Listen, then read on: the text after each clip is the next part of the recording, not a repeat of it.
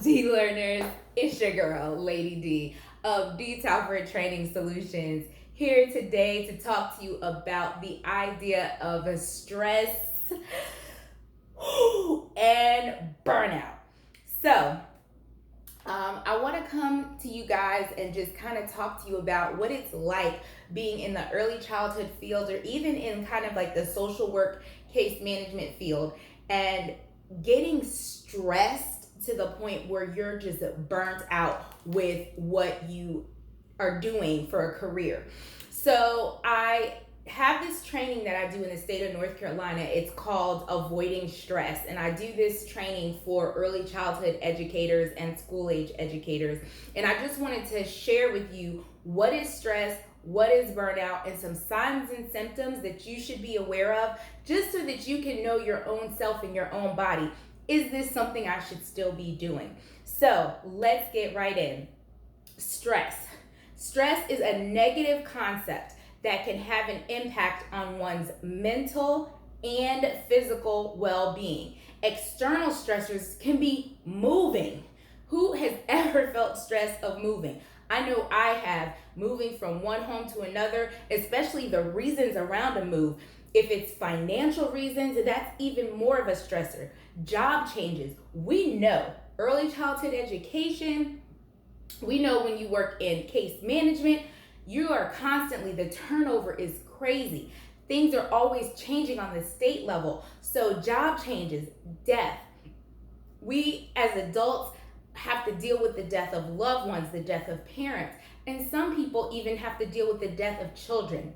Divorce, oh my goodness, divorce rates in our country are so high, but we still have to be able to work and maintain even in the midst of a messy divorce. We all work in early childhood or case management, at least most of us who are watching my videos, or we're at home, and money is an issue. How much money do we have? How much money we don't have? Oh my goodness, deadlines. When do things have to be done? Especially if you work in a case management field, the state gives you so many deadlines of how many days you have to do this and how many days you have to do that, and is this done on time, on time, on time, on time. So arguments. How many people have difficulty dealing with their clients, dealing with their coworkers, and they just can't seem to get with people that know how to get along or talk to other people? Then you have family. Family can be a huge stressor, especially when you have older people in your family or young kids who have developmental delays, or if you have elderly people in your family who need extra care to get the doctor's visits. Alzheimer's is crazy. I would not wish that on my worst enemy. That is so much to deal with for a family. Then you have lack of sleep. I'm one of those people who, to get 6 hours to 5 hours or so of sleep is a miracle. There is so much on my mind. There's so much I'm thinking about doing. Then you have internal stressors. This can be your values, especially if something that's happening in your external life is causing you to question your values, your beliefs, your faith. You know, I love God. I love the church. I always profess myself as a Christian, but in some instances, the Christianity and churches and religious beliefs can suck the life out of you and be such a stressor. Just your religion alone, depending on how many rules your religious texts have, they could be stressful. Your own goals. Sometimes people have so many goals, and then when you're realizing how many goals you have and what you have to do to reach those goals, those are a stressor. And your self-image, what do you think of yourself? Those can be a stressor. So how does a burnout occur? Well, burnout is a term first coined in 1974 by Herbert Fundenberger. It was defined as the extinction of motivation or incentive, especially where one's devotion to a cause or relationship fails to produce the desired results.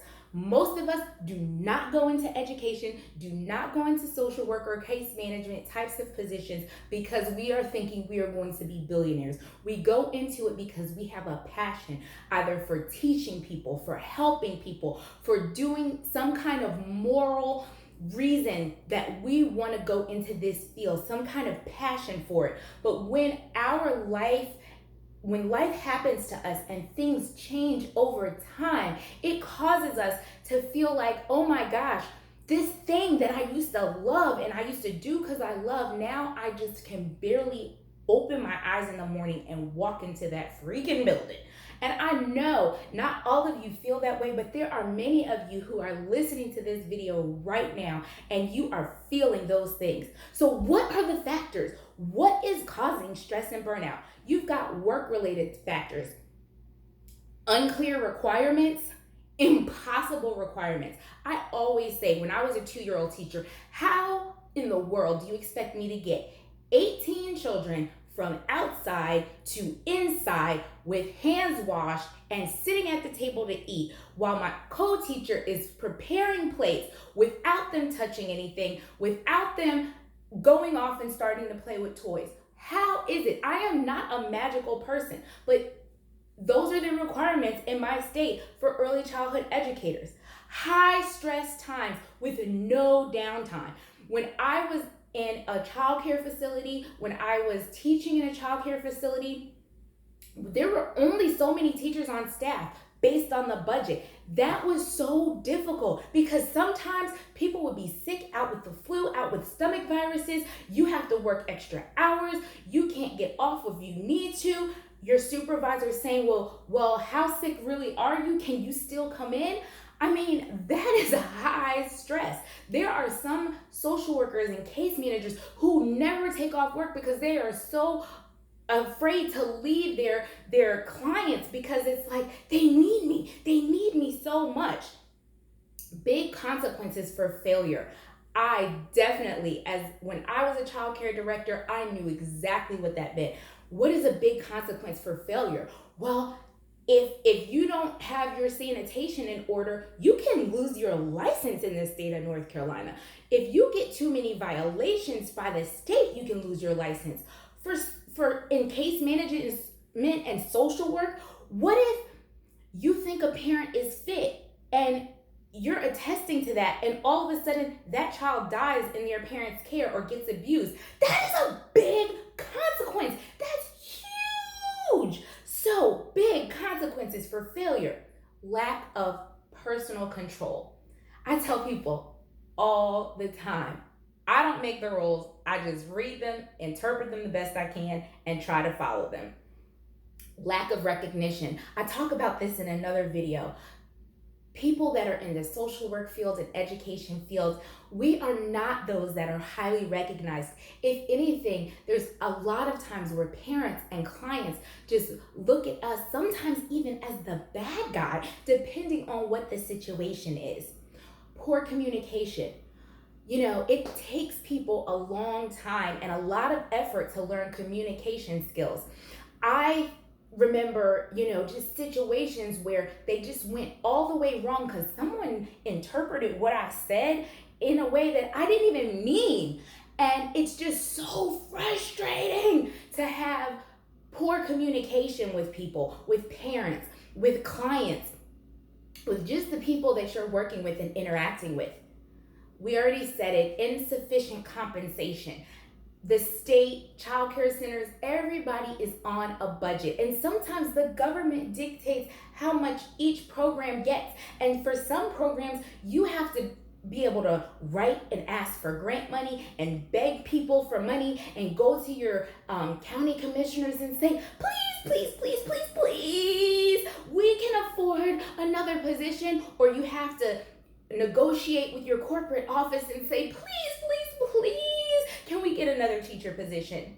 So these are situations where there's not enough money to go around. So if I'm going to get a position, then I'm going to have to find that money somewhere. Lastly is poor leadership.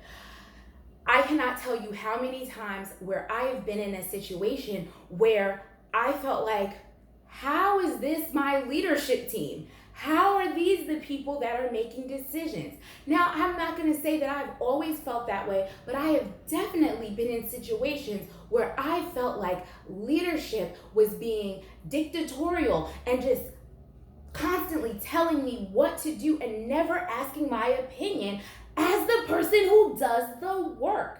These are all things that cause stress, and all of that stress mounting on top of each other just causes people to get burnt out.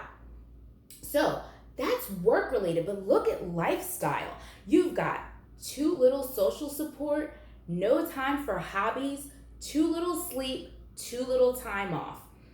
Then you've got some psychological things. So these are the things that are in our own heads, like perfectionism. I talked about this in another one of my videos. We cannot be in this field of education or social work and think we're perfectionists. It's not gonna be perfect. Sometimes it just has to be good enough. We just have to get that plan good enough to get started. Pessimism. There are some people that everything that comes out their mouth is nothing but negative, negative, negative, negative. It is so hard for me sometimes, who is a bright and shiny person. I wake up as a ray of sunshine and I'm ready to go and ready to start the day. And sometimes just hearing other people just and their nastiness and negativity brings me down. So then you've got excitability. Like, how do you feel? How passionate are you about what you're doing? Poor fit for the job. There are some people that are not meant to work with other people. They are meant to work with paper. They are meant to work with technology, but they are not meant to work with different people and different personalities all the time. Now, can anyone learn this? Yes, but they have to be teachable. And if they're not, then their psychology is saying this is going to stress you out and possibly burn you up and burn you out. So, lack of belief in what you do. Some people are not firm believers in the work that they do. So I just want to end out with some of the signs, symptoms of stress and burnout. And again, this is from my avoiding stress training that I do in the state of North Carolina. So if you are interested in some training from me, make sure you like this video, make sure you share it with others, subscribe, comment down below, click on some of my social media, other social media links, and connect with me. And I can come and talk to you about this and do this training for your facility. All right, let's talk about those signs and symptoms so we can finish up. Deleted physical energy. Your body just physically no longer has energy. Emotional exhaustion. I am just tired. Lowered immunity. You're getting sick all the time. Withdrawing, kind of pulling back. You used to go to lunch with everybody. Now you don't want to be bothered. You used to go to retirement parties. Now you're staying away. Increasingly pessimistic outlook. I do not see that this glass is half full. All I see is the emptiness that is within it. Then you've got increased absenteeism or inefficiency. I have heard people all the time say, I need a mental health day. I need to get away from this place, and mentally I need to not be here. So just taking off work just to get away from your job. Memory problems. I can't remember anything. I am failing to remember, and it's making me unproductive. Inability to concentrate. What was I just doing? And we're not talking about age-related things. We're talking about job-related. So of course, people are going to have other issues. Like there's things like depression and other mental health issues. We are not talking about that. We are talking about related to your job, poor judgment, anxious or racing thoughts. Your thoughts are just everywhere, constant worrying, moodiness, and you're just so irritable. I remember one time I sent someone a nice email saying, hey, I was just wondering what day you were going to be finished with the report, and getting back, I had to take my child to the doctor and I have been off for the last. Whoa. All I wanted to know was what day you were going to be done. That's all I wanted to know. But they came at me with everything they had. And she actually did eventually apologize and say, I am just so stressed. So, agitation, feeling overwhelmed, like everything is just pressing down on you. Loneliness, it's crazy. You could be around people surrounding you, people just in your face all the time, but you feel nothing but alone and by yourself. Then you've got unhappiness that leads to a level of depression, aches, pains, diarrhea, constipation. For some women, they're increased urination or missed periods. Sometimes you're getting indigestion and ulcers, low blood sugar, nausea, chest pain that's not related to a heart attack, but eventually that rapid heartbeat and blood pressure going up can eventually just cause you a heart attack. Then you've got frequent colds, eating more or eating less, sleeping not enough or too much, procrastination or nervous habits. That might be biting your nails, that might be tapping, that might just be rocking. It can be anything. And again, these are people who typically do not probably have mental health issues in any other setting, but all of a sudden things at their job have gotten to the point where they're stressed and they're starting to feel burnt out. So I would love to have this conversation with you guys. So comment down below anything that you think I might have missed about stress and burnout and in the social work and education field. Remember, in order to train up a child in the way they should go so that when they are old, they will not depart from it, you have to be in the right state of mind. It was great talking to you guys today. Have a wonderful and blessed rest of the day.